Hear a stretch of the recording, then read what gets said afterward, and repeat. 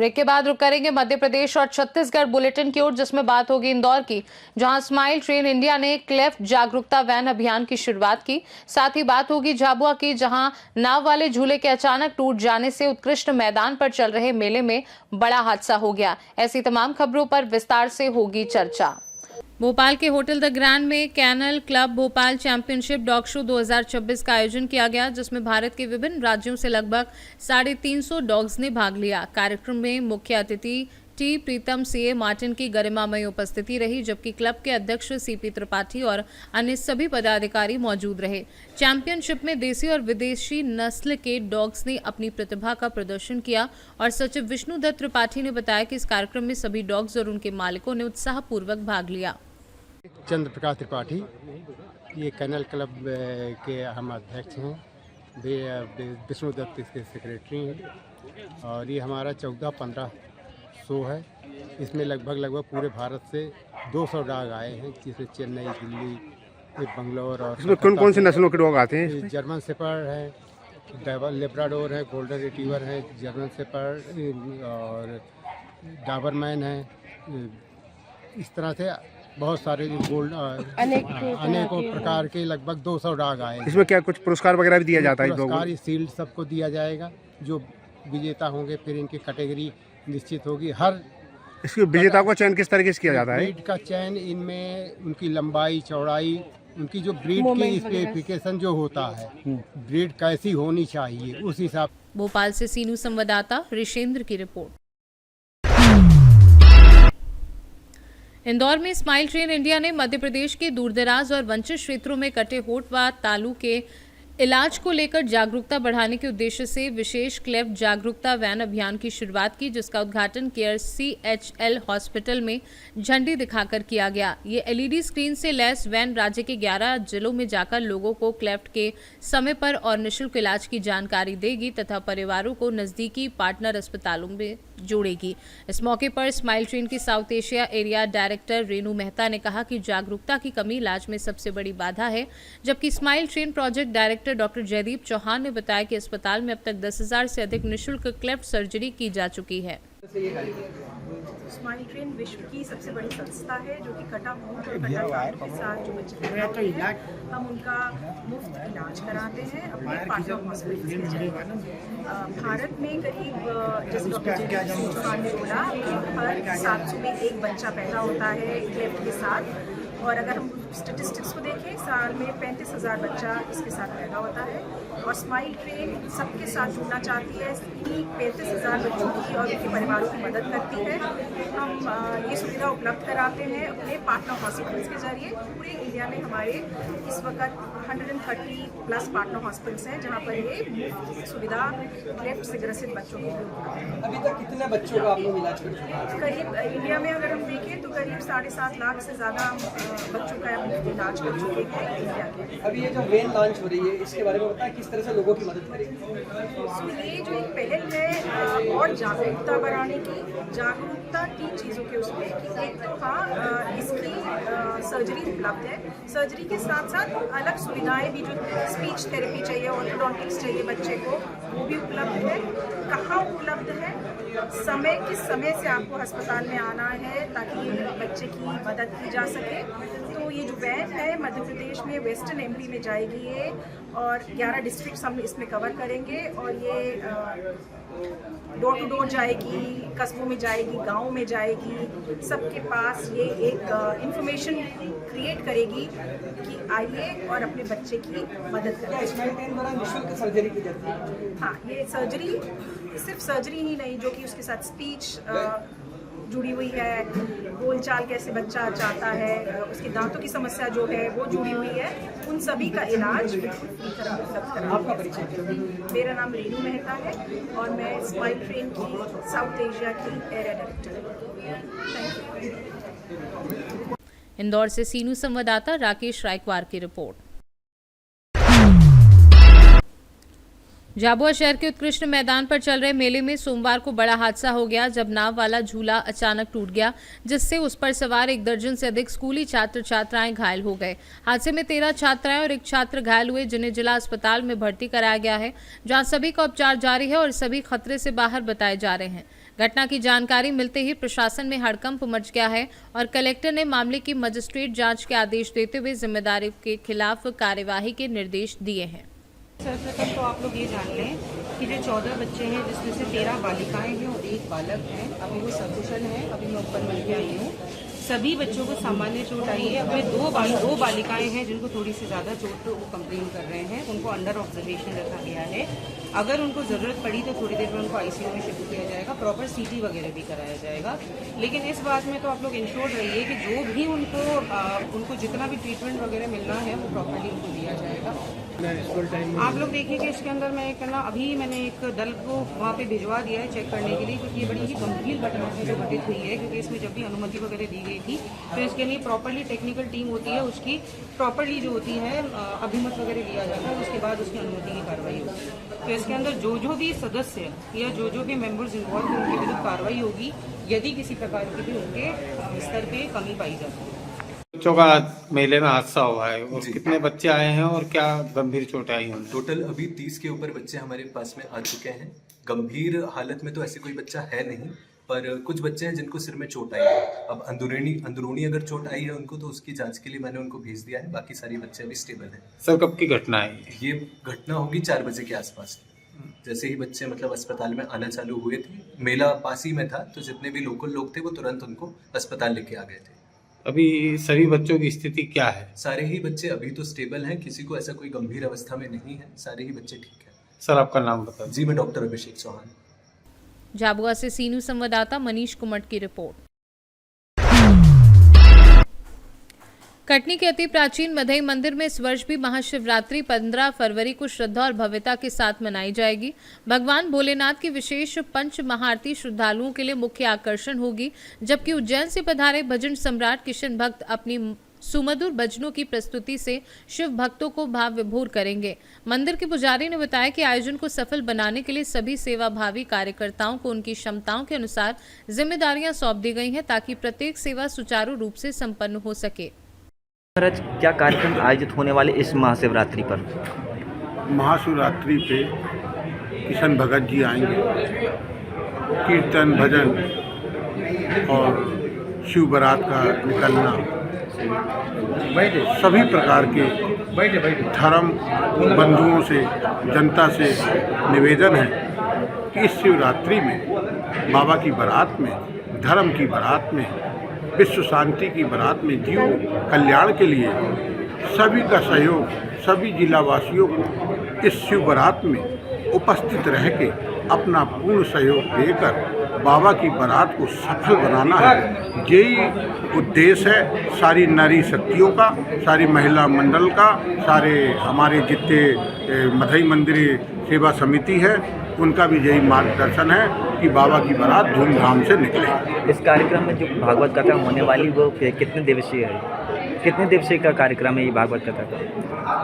भागवत कथा यहाँ नहीं है जी, यहाँ शिव जी की बारात का निकालना है। भागवत एक दिवसीय कार्यक्रम सिर्फ एक दिवसीय कार्यक्रम है, 2 दिवसीय है। एक 15 तारीख को शिव बारात है और 16 तारीख को इधर भंडारा बाबा का, जिसमें सभी जिले की जनता से, सभी धार्मिक जनता से, सभी व्यक्तियों से, सभी नारी शक्तियों से प्रार्थना है, वंदना है कि इस शिवरात्रि में भोग में, बाबा के भोग में उपस्थित होकर धर्म का लाभ लें। कार्यक्रम स्थल कौन सा कहलाएगा? मधई मंदिर।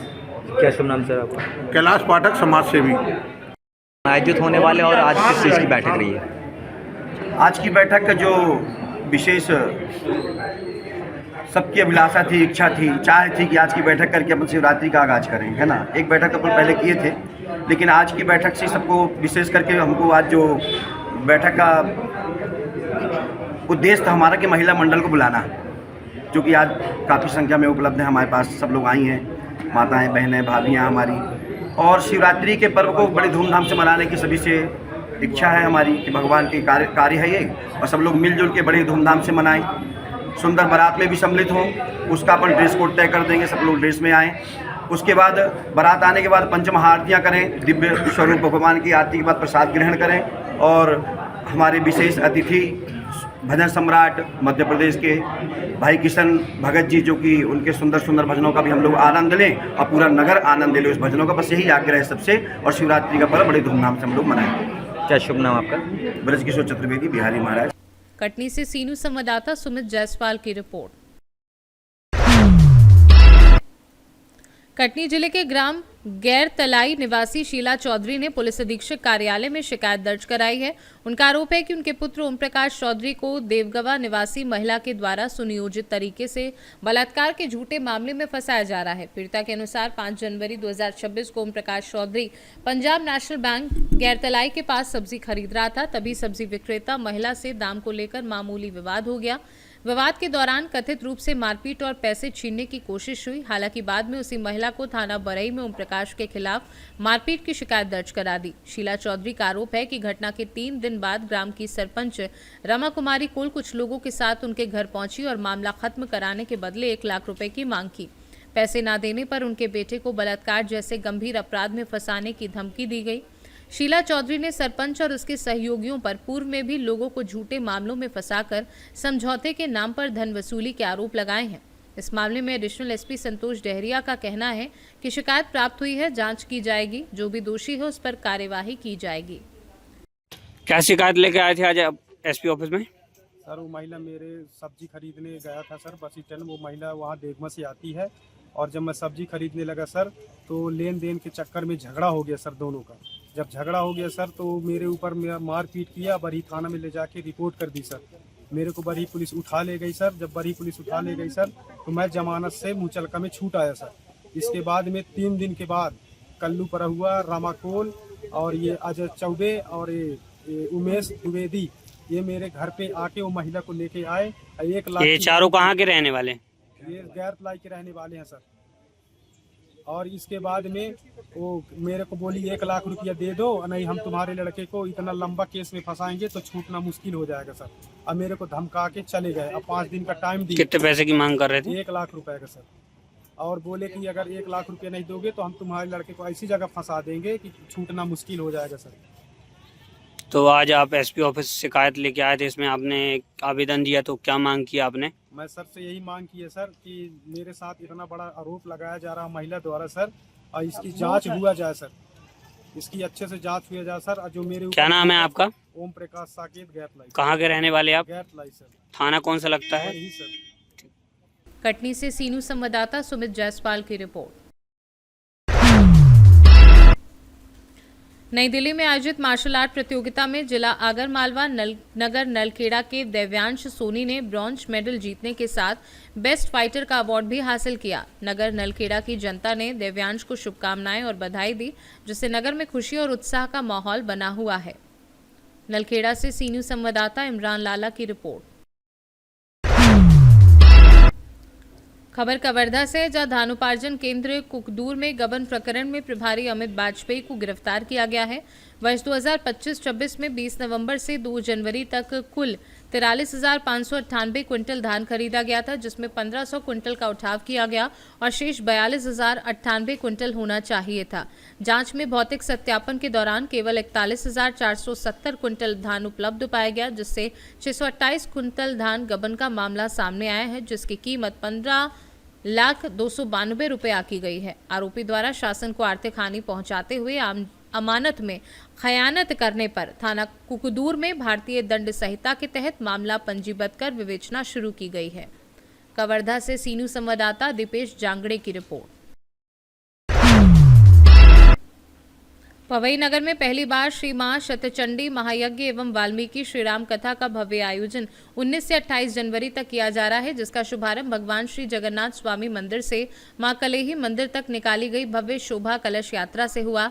यह आयोजन मां कलेही धाम एवं बाबा कैलाशी हनुमान भाटे धाम की पावन नगरी पवई में वैदिक विधि विधान से संपन्न होगा, जिसमें अंतर्राष्ट्रीय ख्याति प्राप्त कथा प्रवक्ता स्वामी श्री 1008 प्रमोद बिहारी दास महाराज का सानिध्य मिलेगा। आयोजकों के अनुसार यह आयोजन लोक कल्याण और आध्यात्मिक शांति के उद्देश्य से किया जा रहा है, जिसे लेकर नगर व आसपास के क्षेत्रों में विशेष उत्साह देखा जा रहा है।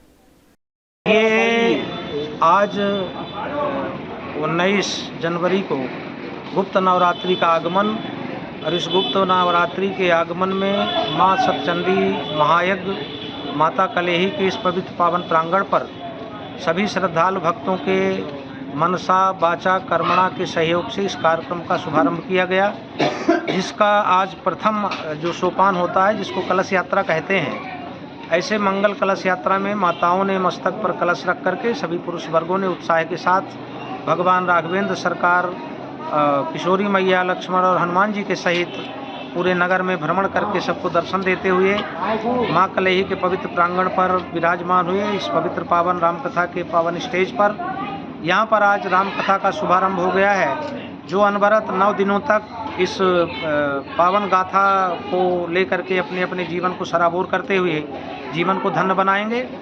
सभी पवई ग्रामवासी, क्षेत्रवासी, आसपास के सभी श्रद्धालु भक्तजनों से निवेदन है कि इस कार्यक्रम में अपना अपूर्व तन मन धन का सहयोग दे करके मनसा वाचा कर्मणा प्रेरित होकर के इस माँ भगवती के कार्यक्रम को सफल बनाएं। यही हमारी सबसे अपील है और माँ भगवती कलेही माँ सबको सद्बुद्धि दे।